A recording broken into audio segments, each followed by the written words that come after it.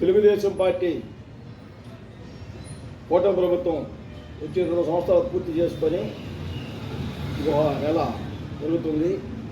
ఈ ప్రభుత్వంలో ఎన్నో అభివృద్ధి కార్యక్రమాలు మరియు ఎన్నో పారిశ్రామిక క్యాడర్లు ఇంకా ఎన్నో డెవలప్మెంట్ అయినటువంటి సంక్షేమ పథకాలు నారా చంద్రబాబు నాయుడు గారు ఆధ్వర్యంలో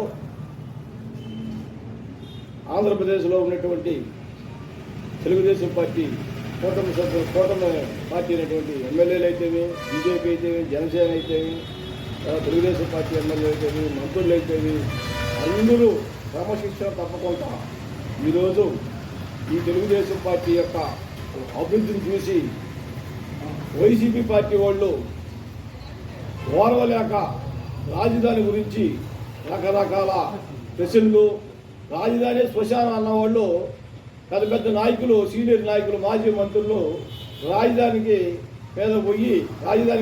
మేము దాన్ని పరిశీలించాలన్నప్పుడు శ్మశానంలో పరిశీలించేది ఏమన్నది? డెవలప్మెంట్ పూర్తిగా జరుగుతుంది.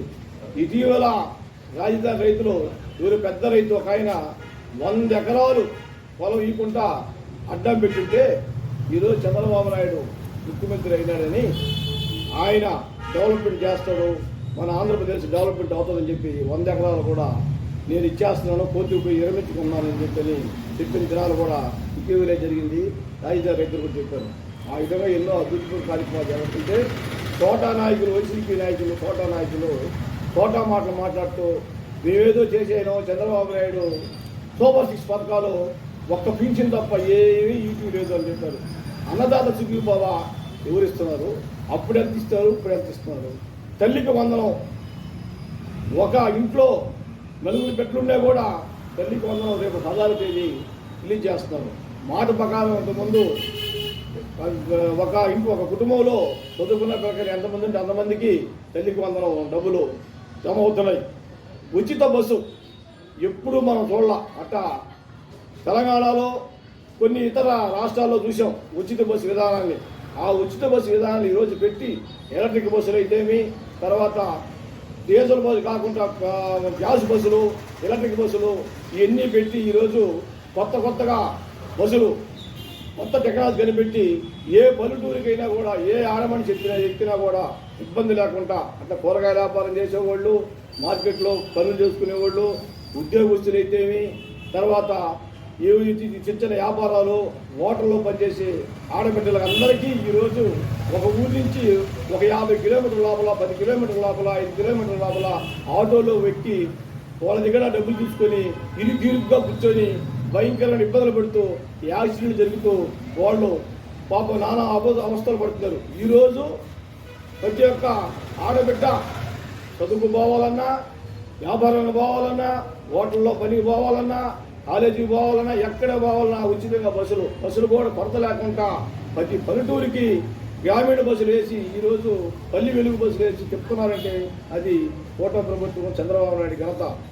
అనుకున్న సూపర్ 6 పథకాల్లో ఏ పథకం 99% ఆపకుండా చేస్తున్నటువంటి ప్రభుత్వం తెలుగుదేశం ప్రభుత్వం. ఈరోజు పుట్టలు మిట్టలు పుట్టలు ఒక కార్య పండని పైరు ఈసారి భయంకరంగా అన్ని కార్డులు ఈరోజు కొన్ని మా బెలకూరు మండలంలో కొన్ని పంచాయతీల్లో ఒక సంవత్సరం పడితే 4 సంవత్సరాలు పడదు. అటువంటిది ఇప్పుడు 2 కార్లు వరిపైరు పండించుకునే కెపాసిటీ ఈరోజు వచ్చిందంటే తెలుగు యొక్క పుణ్యం, ఆ రామారావు పుణ్యం, చంద్రబాబు నాయుడు పుణ్యం. కూటమి ప్రభుత్వం ఆ విధంగా ప్రభుత్వ కార్యక్రమాలు చేస్తుంటే ఈరోజు అక్కడ ఒక్కో పరిశ్రమ, ఇంకో దగ్గర మెగా పవర్ ప్లాంట్లు, తర్వాత ఈ కరెంటు విధానం సంబంధించినటువంటి ప్రతి ఒక్క విషయంలో కూడా రైతులు కూడా ఈ మధ్య మన విద్యుత్ శాఖ మంత్రి డీటెయిల్గా చెప్పాడు. మేము ప్రభుత్వం వచ్చిన పాట ₹1 కూడా పెంచాం. వైసీపీ ప్రభుత్వంలో పెంచినటువంటి ఏదో ఛార్జెస్ కూడా మేము దాన్ని తగ్గించాం.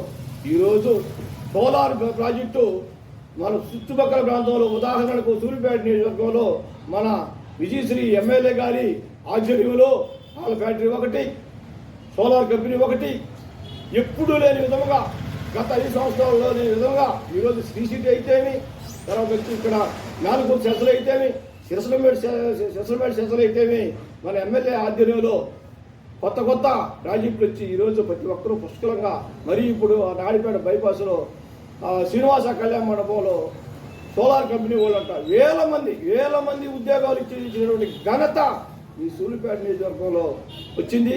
ఆ ఫ్యాక్టరీ వచ్చి ఆ శ్రీనివాస కళ్యాణ మండపంలో ఉదయం సాయంత్రం పోతే కోలాహలంగా ఒక ప్రైవేట్ ప్రభుత్వమే ఉన్నట్టుగా ఉన్నది. ఎంతమంది ఇతర రాష్ట్రాల వాళ్ళు ఇతర దేశాల వాళ్ళు అందరూ వచ్చి డెవలప్మెంట్ కోసం ఈరోజు నాడిపేట మేనకూరు చుట్టుపక్కల పల్లెలు బాడుగిళ్ళకైతేమి బిల్డింగులకైతేమి మంచి డిమాండ్ వచ్చి ప్రతి ఒక్కరు డెవలప్మెంట్ చేసేదానికి ప్రతి వ్యాపారం పెట్టుకొని ఇప్పుడు గడియారం కానించి గాంధీమామ సెంటర్ దాకా కొత్త వ్యాపారాలు పెట్టి ప్రతి ఒక్కరు పుష్కలంగా చంద్రబాబు నాయుడు పుణ్యాన మంచి ఫ్యాక్టరీలు వచ్చాయి. ఆ ఫ్యాక్టరీలో ఇప్పుడు మేనకూరు చేసలేకపోతే రకరకాల కంపెనీలు ఒకప్పుడు ఉన్నాయా కంపెనీలో ఈరోజు కంపెనీలు ఆ రోజు నిద్రపోయి జగన్ ప్రభుత్వంలో వెళ్ళిపోయారు. ఈరోజు ఆహ్వానం లేకనే మేము పెడతామని రోజుకొక నెలకి కనీసం 10 మార్కులు చంద్రబాబు నాయుడు గారు, లోకేష్ గారు, పవన్ కళ్యాణ్ గారు మంత్రులు ఎక్కడో అది ఇక్కడ దానికి శంకుస్థాపన చేస్తున్నారు. కాబట్టి ఉదాహరణకు ఈ వైసీపీ బోర్డు ఇవన్నీ వాళ్ళకి లేక వాళ్ళు ఓరవలేక డెవలప్మెంట్ అయిపోతుంది ఇంకా మన పార్టీ కాదని చెప్పి రకరకాల ఈ మధ్య డిఎస్సి పరీక్ష జరిగినాయి. దాంట్లో మోసం జరిగిందంట. వీళ్ళు ప్రాపండం చేస్తాం. మోసం ఎందుకు జరుగుతుంది? ఇప్పుడు టెక్నాలజీ మారిపోయింది, కంప్యూటర్ సిస్టమ్ వచ్చింది. 10 మార్కులు వచ్చిన వాడికి 9 మార్కులకు ఉద్యోగం పెట్టిస్తారు. రాను ఎస్సీ కోటాలు ఉంటాయి, బీసీ కోటాలు ఉంటాయి, హ్యాండిక్యాప్డ్ కోటాలు ఉంటాయి, ఎస్టీ ల్యాబ్ ఉంటాయి. దాని ప్రకారం సీరియల్గా ప్రకారం ఇచ్చారు. వీళ్ళు ఉన్న ఇచ్చారా? డబ్బులు నుంచి ఉద్యోగం వచ్చిన వాళ్ళు పోయి ఉద్యోగం వచ్చిన వాళ్ళు అడగండి, ఏమయ్యా మీరేమన్నా కోట ప్రభుత్వ నాయకులకి డబ్బు ఇచ్చి ఉద్యోగం తీసుకున్నారని అడగండి. మీరు ఇచ్చారు. ఇంకా కరెంట్ ఆఫీసులో ఉద్యోగం ఇవ్వాలంటే డబ్బు, ఇంకో అంగన్వాడికి ఇవ్వాలంటే డబ్బు, ఇంకో దానికి ఇవ్వాలంటే డబ్బు తీసుకొని మీరు ఇచ్చారు టెంపరరీ ఉద్యోగాలు. అది పబ్లిక్లో డిఎస్సి పరీక్ష రాశారు, మార్కులు ఇచ్చారు. ఎస్ఐ క్యాండిడేట్కి ఎంత, బీసీ క్యాండిడేట్కి ఎంత, ఓసీ క్యాండిడేట్కి ఎంత ఆ రేషియో ప్రకారం ఇచ్చారు. మీరు నిజంగా బయట పెట్టాలంటే దీన్ని ఉద్యోగం ఇచ్చిన వాళ్ళని పోయి నేరుగా అడగండి, ఏమయ్యా మీరు ఉన్న లోకల్ లీడర్లకు అయితేమి చంద్రబాబు నాయుడు దాకా అయితేమి మీరేమైనా డబ్బిచ్చి ఉద్యోగం తీసుకున్నారా అని అడగండి. అప్పుడు బయట పెట్టండి. అయ్యా మేము నిజంగా 10 లక్షలు ఇచ్చినాం, 20 లక్షలు ఇచ్చినాం, 30 లక్షలు ఇచ్చినాం, మాకు ఉద్యోగాలు టీచింగ్ ఉద్యోగాలు వచ్చాయని చెప్పి అప్పుడు అడగండి. ఇప్పుడేది మీరు అడిగేది? ఇది పద్ధతి కాదు. కాబట్టి ఇక మీదట మీరు చెప్పిన పనులు మేము చేస్తున్నాం. రాబోయే ఈసారి 2029లో తెలుగుదేశం ప్రభుత్వం వస్తుంది. ఒక ఎమ్మెల్యే, ఒక మంత్రి, ఇంకొక లీడరు అందరూ కలిసి చేస్తేనే పార్టీ. ఈ పార్టీలో మోనార్క్ విధం. మా పార్టీలో మోనార్క్ లేదు. అందరూ లీడర్లమే, అందరూ భయపడేవాళ్ళమే. ఎమ్మెల్యే అంటే గౌరవం నాకు ఉంది, ఇంకొక పెద్ద మనిషి అంటే గౌరవం ఉంది, ఒక లీడర్ అంటే గౌరవం ఉంది. వీళ్ళు ఏడుంది? 1 man show. ఒక మండలంలో ఒకటే లీడర్ ఉండాలి. మీకు వేరే ఉండకూడదు. ఉంటే ఎదగనీరు కుక్కేస్తారు. బొమ్మలో పెట్టాలంటే ఇబ్బంది, ఇంకోటి పెట్టాలంటే ఇబ్బంది మీకు. ఈరోజు ఏమైంది? కోర్టు ఒక ఆయన కోర్టుకు పోయినాడు. కోర్టుకు పోతే ఏం చెప్పింది? నిబంధనల ప్రకారం విగ్రహాలు కట్టుకున్నామని. తెలుగుదేశం ప్రభుత్వంలోనే రాజశేఖర రెడ్డి బొమ్మలకు వేలకు వేలు పల్లెల్లో అయితే, మురికి కాలంలో అయితే, మురికి ప్రదేశాల్లో అయితే, సైడ్ కాలంలో కాదు, ఆర్ఎన్బి రోడ్లు కాదు, పర్మిషన్లో ఏమీ లే, వేలు కొట్టుకోదు. చంద్రబాబు నాయుడు ప్రభుత్వం వచ్చింది. ఎక్కడ మీ విగ్రహం దాకలేదే? మీరు నిబంధనల ప్రకారం కట్టండి మేము చెప్పలేదే. ఇది ఎక్కడ పెట్టారు. ఈరోజు కూడా విగ్రహాలు అట్టే ఉన్నాయి. ఆ విగ్రహాలు చూస్తే మాకు ఎక్కడ మాడుతుంది. పొలమాలు లేదు, దుమ్ము కొట్టుకుపోయి చూస్తే ఈయనైనా రాజశేఖర రెడ్డిని మాకే బాధ వేస్తుంది. కాబట్టి విగ్రహాలు అనేది ఓడోడు అభిప్రాయం. పార్టీ అన్నపాట పెళ్ళకూరు మండలంలో కూడా ఎంతోమంది తెలుగుదేశం నాయకులు ఉన్నారు, వైసీపీ నాయకులు ఉన్నారు. ఓడేమో తెలుగుదేశం ప్రభుత్వంలోనే కదా పెట్టిందా రాజశేఖర రెడ్డి విగ్రహాల. తెలుగుదేశం ప్రభుత్వం చెప్పబడి ఆయన కొట్టేశారా? అట్టే ఉన్నాయి విగ్రహాలు ఉన్నాయి.